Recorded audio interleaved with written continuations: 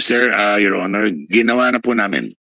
Umaandar na po yun. Sir, meron pa rin po mga sira na mga walk-later. Nakakatanggap pa rin ako ng complaints. Hindi ko naman po sinasabing na nagawa po namin 100%.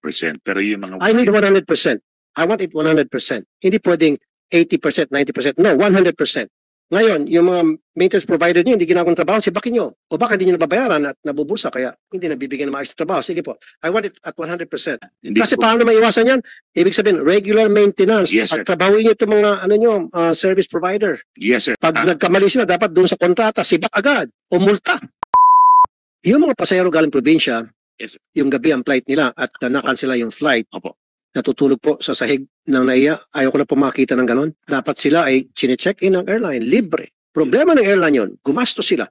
Pumalpak sila, hindi naman kapalpakan ng pasahero yun. Tama po yun. Maliban na lang kung bad weather, Yes, sir. maintindihan natin yun. May bagyo, kailangan kansilin.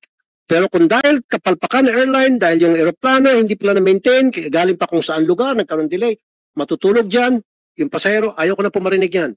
Gumastos yung airline, ayan o. Gumastos yung airline, i-check-in sila sa pinakamalapit na hotel.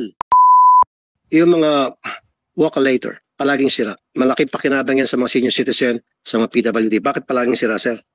For your information, Your Honor, nung pong hearing na ang nag-preside po natin ay si Chanto Subiri pa po noon, bago kayo naupo. Nagkaroon po ng hearing noon at nagtanong po si Senator Subiri nung siya ay nakaupo pa po sa committee po. Binanggit po niyan at sinagot ko naman po that yung mga sira pong escalator, elevator, walk-lator, maayos na po. Binanggit ko po sa kanya, nung nagtanong siya ng Mayo, kung natatandaan ko po, ang binanggit niya ay kung po pwedeng maayos agad. Sir, Your Honor, ginawa na po namin.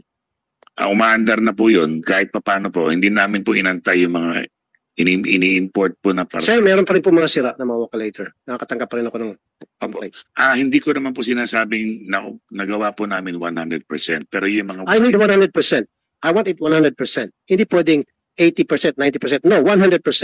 Ngayon, yung mga maintenance provider niyo, hindi ginagawang trabaho, sibakin nyo. O baka hindi nyo nababayaran at nabubusa, kaya hindi nabibigyan ng maayos na trabaho. Sige po, I want it at 100% Yes, sir. na maayos natin yung mga walk-laters natin. Gumagana naman po ngayon sa wakas. Ngayon. Apo. So ayoko na po makatanggap ng reklamo na yung mga walk-laters natin, mga escalators natin ay sira.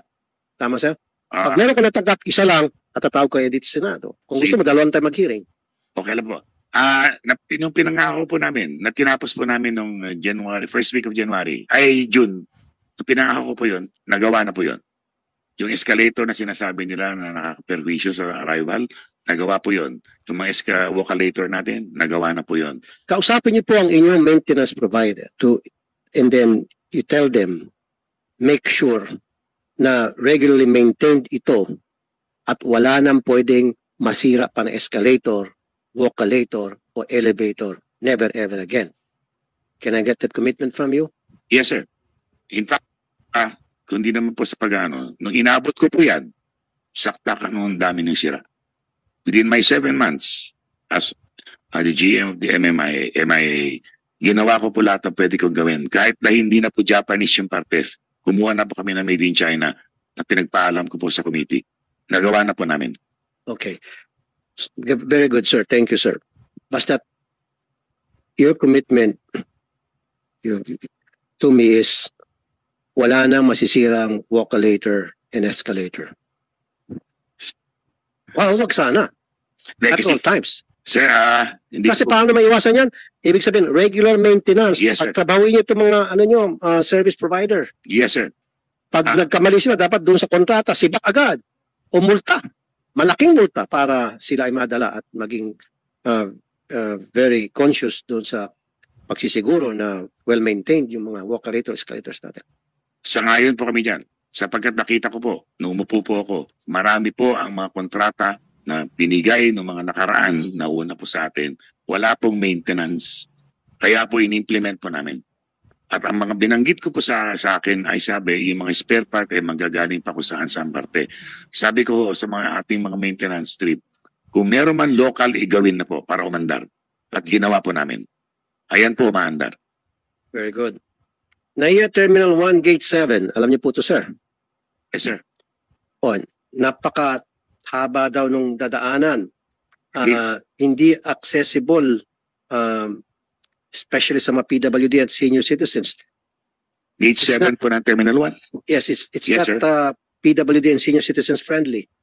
Napakahaba ng dadaan mo paikot-ikot, and then wala pang CR doon. Kung ikaw ay kailangan mo nang gamitin ng CR, aakyat ka ulit. Kunyari ba, nagtambay ka doon for some time while waiting for your flight, and then, I need to go to the restroom. Aakyat ka ulit, babalik ka ulit dadaan ka ulit sa the same process. Gate 7 po yan. Terminal 1, Gate 7. Yes, sir. Gate 17 po ay nasa Terminal 1. Kung hindi ako nagkakamali, nasa gitna po yan. Meron po banyo sa tapat po ng hagdanan. Meron banyo sa tapat ng Yes, sir. hagdanan? Sigurado ko po yan. Sa mahigit 3 dekada po ako nandyan, nababantayan ko po Maayos yan. po yung... Yes, sir. Pero, nasa taas. Hindi po. Nasa departure area po. Baka hindi po Gate 7 yung binabanggit, sir. Arrival po yan o departure? Pareho po. Departure, po yan. meron pong banyo. Bago po bumaba sa Gate 7, hagdanan po yan eh. Ngayon po, sa may tabi ng hagdanan, meron pong banyo at papunta. Bigyan niyo po ako ng report na lang. Yes, sir. I want a complete report Sure, sir. on that. Kasi may mga reklamo din kami natanggap tungkol dyan. Yes, sir. At napakahaba daw nung lalakarin Well, ng mga pasahero. kung tatadyain ko po, magmula po doon sa gate, paglabas niyo po ng Gate 7, both departure and arrival po. Ang pinaka-nearest po, yung departure po, nasa tapat na tapat lang po ng hagdanan. Pag-arrival naman po, ay maglalakad lang po siguro ng mga route less than about 75 meters. May banyo po yun kasi sapagkat lumiliko na po yun eh. Dalawang immigration ay duty-free po yan eh. Yung unang duty-free, may katabi po yun. Napakalinis ang banyo kasi tapat po ng Dignitaries Lounge po yun. Kung kinatawag po natin yung Gate 7. Kasi tapat ng Dignitaries Yes, Lounge sir. kaya malinis. Malayo sa Dignitaries Lounge, hindi malinis. So puro VIP talaga ang nakakonsentrate kayo sa pagbibigay ng magandang treatment sa mga VIPs. Hindi naman po. Lahat naman po. Dapat kahit na malayo sa Dignitary Lounge, malinis lahat ng kubeta, sir. Na-tempo lang po na malapit sa VIP Dignitaries Lounge po sa arrival. Opo. Yung sinasabi po nyo. Kung yun pong Gate 7 ang sinasabi. At in fact, marami po tayong gate. At ito na po ay ating ginagawa. Ito lahat po ng mga comfort rooms, mga pangailangan ng ating pasahero, ay malugod po namin ginagawa. Mine-maintain po yan. I'm sure, sir, pag napapadaan kayo, kahit check-in po ko nyo. Okay, thank you, sir. Thank you. Passengers Bill of Rights. Meron nga mga nakapaskil. Yan. Pero kanto-kanto na hindi nadadaanan ng mga pasahero. Ito, sila ng hagdan, sa tabi, corner, at hindi readable, tatamarin ka. Dapat visible sa mga pasahero. Pag nag-check-in sila, pag nag-arrive sila, para kung nagkaroon ng problema, they know what to do and they know their rights. Yes, sir. In fact, sir, madalas po kami nag-uusap ng ating CAB Executive Director at ang kanyang team. Nagpapalagay po kami. Siguro po kung hindi po masyadong malaki yan, baka siguro kailangan po namin lakihan. Pero madalas po, yung Passenger Bill of Rights. Yes, sir. Kailangan, yan po ay nababasa ng mga pasahero. Nakapaskil po dapat yan sa mga lugar conspicuous na makikita po ng each and every passengers. Correct. Tama po yun. Going out and coming in. Yes, sir. Diba? Nakita niyo po yung picture yun, no? Tago-tago. At sinong tatamarin kang magbasa niyan? Kung ako dapat, meron kayong malaking ginawang pwedeng tarpaulin o pwedeng nakapaskil sa isang center na may kita. Kung pwede, gumamit pa kayo ng mga personality na kilala na agaw pansin. Uy, nandito yung picture ni so-and-so. Yes, sir. Ano kayo sinasabi nito? Babasahin ng pasahero. Kung maglalagay ka lang ng ganon, para notice, tapos may mga numero, ang liliit pa ng font, mahirap basahin, hindi mababasa ng pasahero. Susubukan po namin palakihin. Sapagkat lahat na naman po, ang dineploy na po namin yan sa lahat ng terminal, particularly po sa mga areas na mapapasok po yung ating mga pasahero, mababasa po nila yan. Kung sakali man po maliit po yan, isusubukan namin palakihin. Sapagkat ito po ay sinusunod din naman namin. Madalas po kami nagpupulong po ng ating director ng CAB at ang kanyang team. At lagi po namin chinecheck po yan. So ngayon, alam ko po siguro baka mahaba po yung Air Passenger Bill of Rights. Kung inyo pong marapatin, matagal na po namin pinag-aralan. Way back pa po yan. Ilang beses na rin-revise yan. And very active po ang ating CAB at nag-uusap po kami at nag-deploy kami. Naghahanap po kami ng maganda pa. Meron pa nga ho sila naiisip na pwede namin, hindi pa ho namin na-implement. Pero baka sakaling yung QR code po na madaling babasa para makita. Pero hindi naman po lahat ay may hawak po ng smartphone. So ito na po muna ang ginawa po namin. Kung maliit man po yan, pwede namin papagandahin mas malaki. Yun lang nga po, siguro, mas maganda nga siguro kung mukhang tama po kayo. Mukhang hindi ko Di ba, sir? Apo. Siguro, Lakihan na lang po namin. lalakyan at conspicuous. Yes, sir. Doon sa lugar na dadaan ng mga tao, may kita talaga. At maganda yung pagka-imprenta. Diba? Sino ba naman sisipagin magbasa niyan? Nagmamadali lahat ng pasahero. Opo. Diba? Yung mabilis na mabasa, tapos sabi ko, maglagay ka ng mukha ng isang personality doon. Subukan po namin. O Pag-usapan na lang po namin. artista. Diba? Sino kaya to? Ba't kaya to nakatayo dito? O bakit kaya nakalimukha niya sa airport? Yung pala, nagbibigay lang siya ng abiso. Diba? Mababasa. Meron pa nga ako isang bagong ideya na napag-usapan po namin ng ating Civil Aeronautics Board. Gagawa po kami ng malaking QR code. Pero naisip na naman po namin na hindi naman po lahat yata ay may smartphone o marunong gumamit ng QR code. Mas malaki po mababasa niyo ron. Sapagkat po maraming provisions po yung APBR natin na dapat siguro iisa-isahin po namin. And this is actually being always visited and revised by our colleagues from the CAB.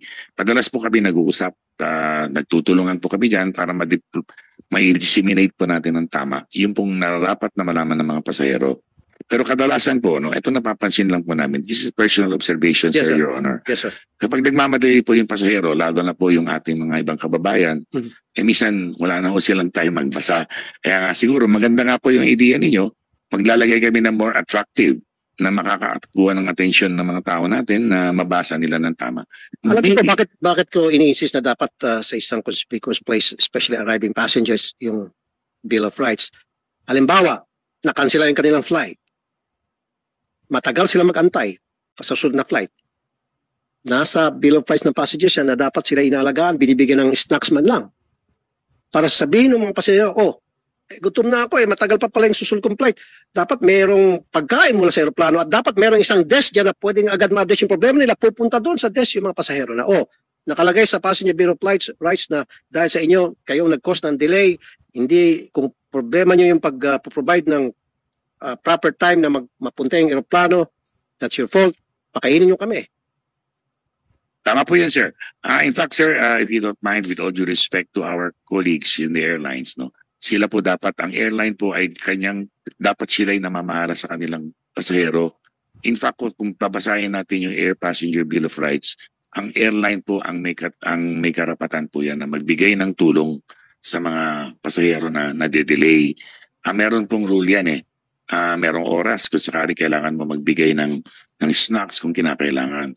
At pangalawa po, kasama rin po yan kapag na-delay yun, na-cancel yung flight. Ang airlines naman po ay nag-respond. Sila po ay nagbibigay ng libreng rebooking at lahat. Pero hindi na po sa authority na po yan. So therefore, DOTR to. Sir. DOTR, right? Well, hindi naman po DOTR lang po. I think it's more also of the responsibility of our respective airline colleagues as stakeholders. Kasi in my all years of the airline po. Kaya nga sa halimbawa, Philippine Airlines o Cebu Pacific, hindi sumunod. Doon sa nakasal sa Airline Passenger Bill of Rights. Correct po. Nagreklamo yung mga pasahero sa inyo kasi kayo may desk doon. And then paparating nyo ngayon sa mga airlines. At kung hindi sumunod yung mga airlines, then yun po. May karapatan pong pwede yung may sanction po yan. Sanction. Yes, sir. Di ba? Yes, sir. Then, kaninong responsibility po yun? Responsibility po ng airline at ini-implement po yan ng Civil Aeronautics Board. Kapag sila ay nag-violate po yan, may karapatan pong sanction o parusa. Halimbawa, meron mga flights na nade-delay or naka-cancel. Yes, sir. Na hindi naman kasalanan ng pasahero at itong pasahero ay galing pang probinsya. Dapat yung pasahero hindi matutulog dyan sa airport. Dapat i-check-in yan sa hotel.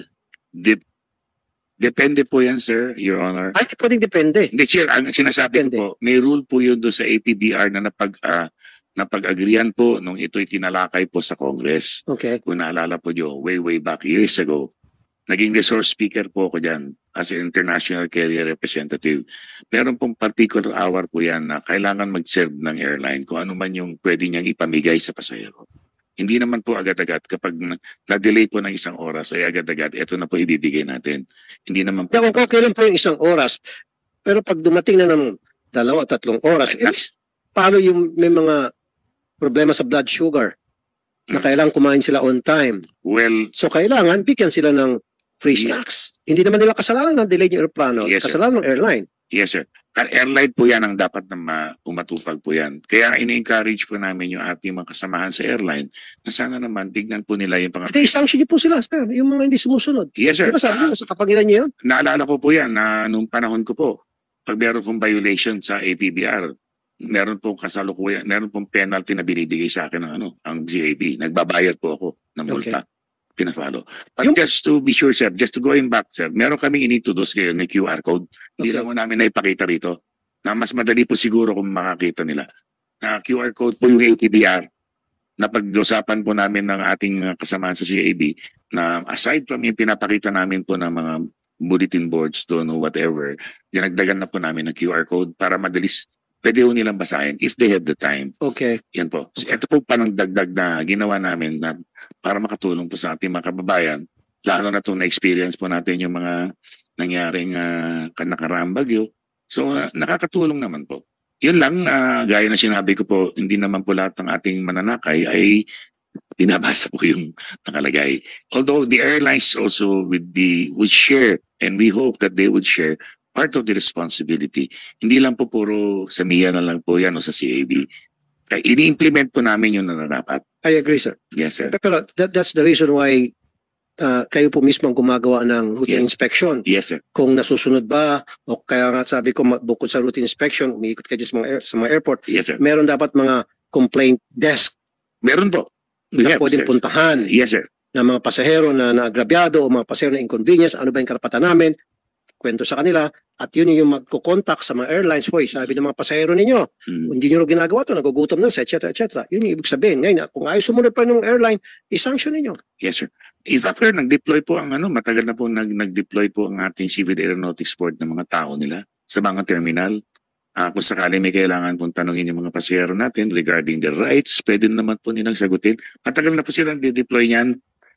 Yun lang nga po. Kaya nang binabanggit ko, minsan kasi hindi na pinapansin naman po ibang nanakay natin. Well, then in that case, give me a report, sir, next week. Yes, sir. Kung ano pong ginawa nyo base dito sa Yes, sir. pinag-usapan natin problema. Opo.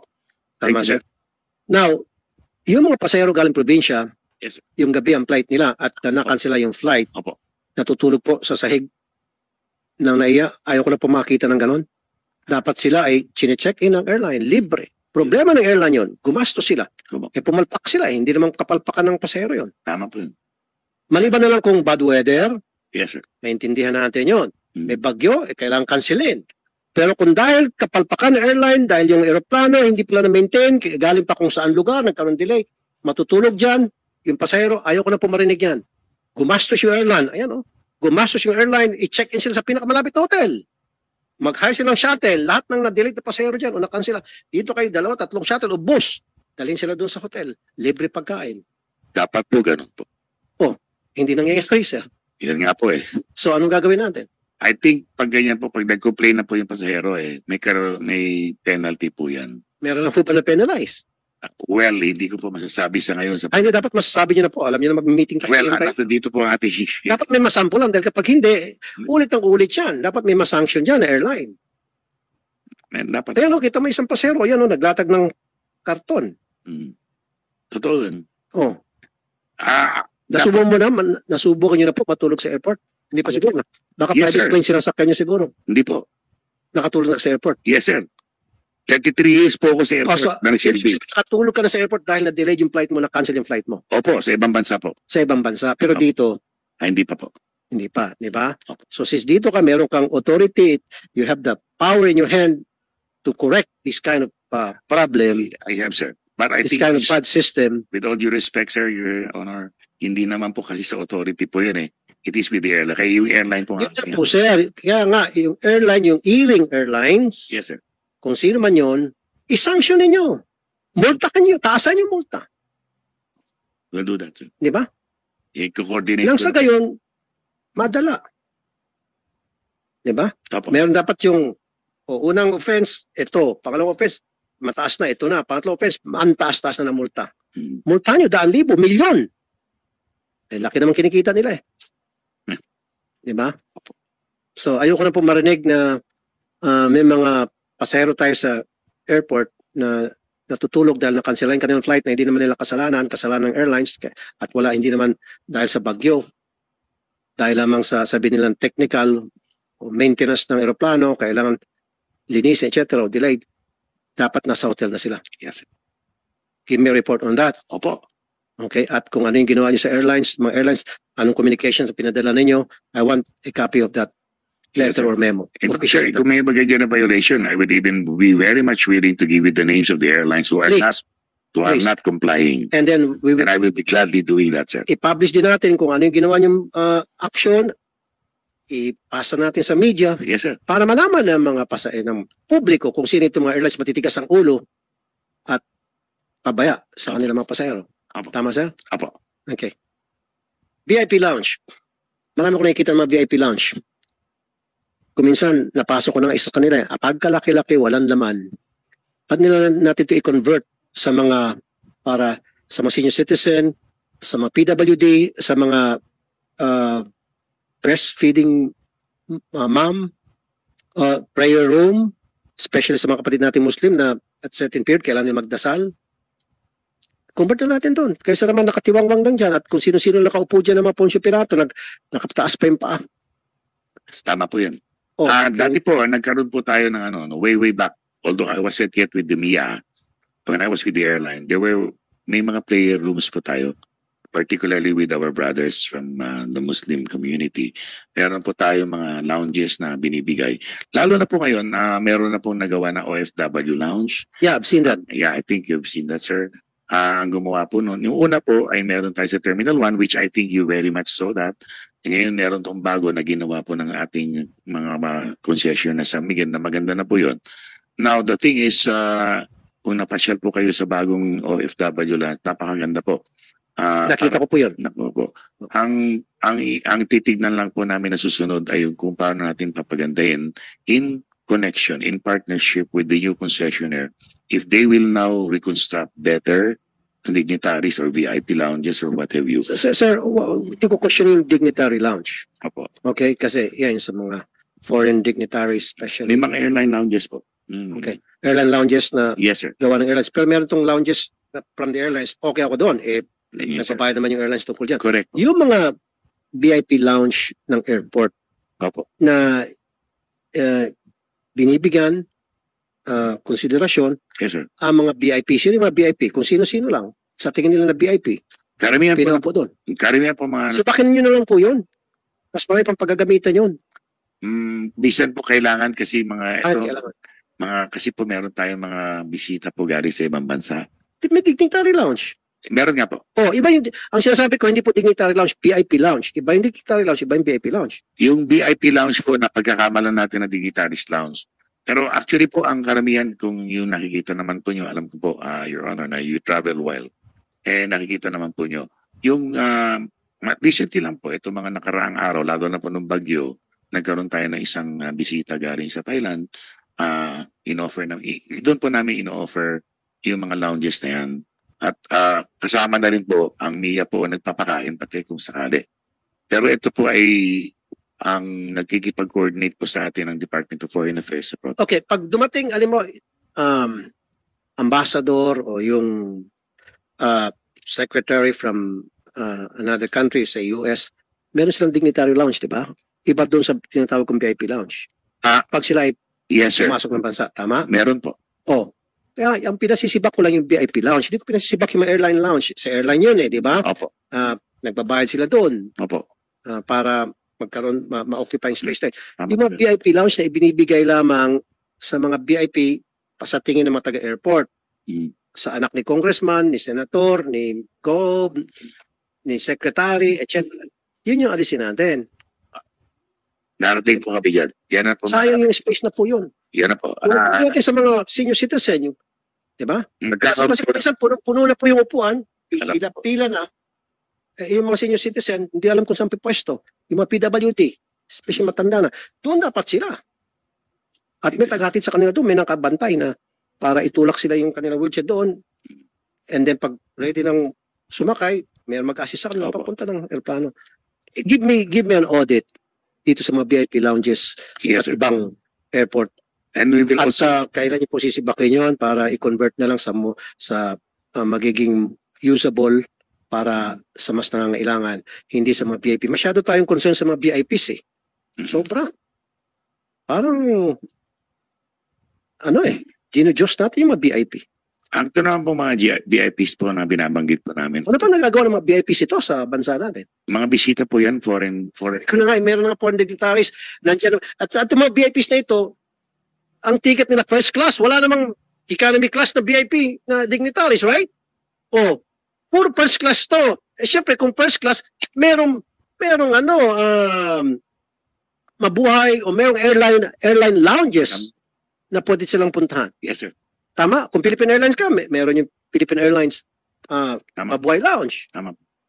Diba? Apo. Kung Emirates ka, meron naman lounge para sa Emirates. Meron. Oh, bakit? Para saan pa yung mga VIP lounges na yan? At siguro, ito po, gagawin po namin yan. Titignan na po namin. Lalo na po itong darating Setyembre. Marami na pong plano itong concessionaires natin.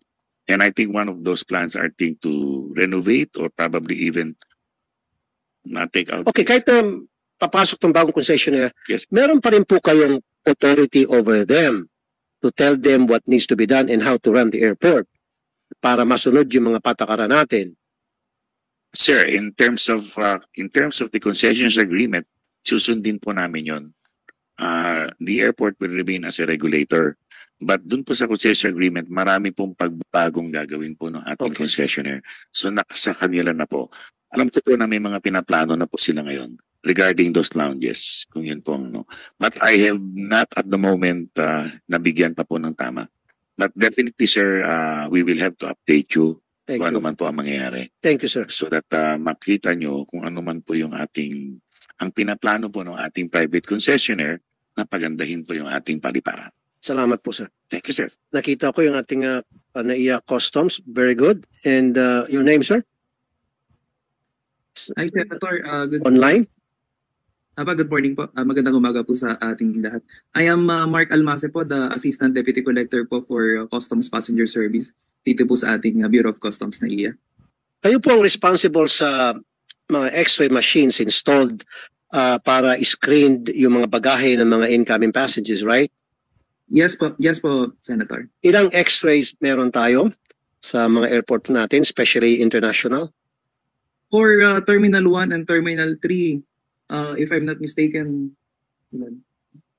we have more than 10 X-ray po for check-in baggage, and we have 6 to 10 X-ray din po for the hand carry, Senator.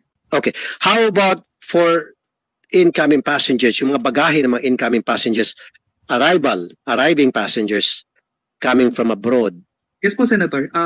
For incoming passenger po yun. For the outgoing passenger po, it was being catered. Hindi, incoming ang pag-usapan natin. Ilan po? We have more than 10 X-ray po More than 10. for each carousel. And these X-rays na binabanggit mo for incoming passengers from abroad, hindi dumadaan yung kanilang bagahe doon, right? Dumadaan po, Your Honor. Dumadaan po, Senator. No. Kasi pagbaba ng aeroplano, tuloy-tuloy na sila doon sa kanilang sasakyan. Senator, yung pong check-in baggage, ang X-ray po nasa ilalim po ng carousel. So hindi po... Ang sinasabi ko po sa pagdating ng isang pasahero galing halimbawa ng China, sakay ng isang private plane, bit niya yung bag niya, maleta niya, hindi na dumadaan sa ano yun.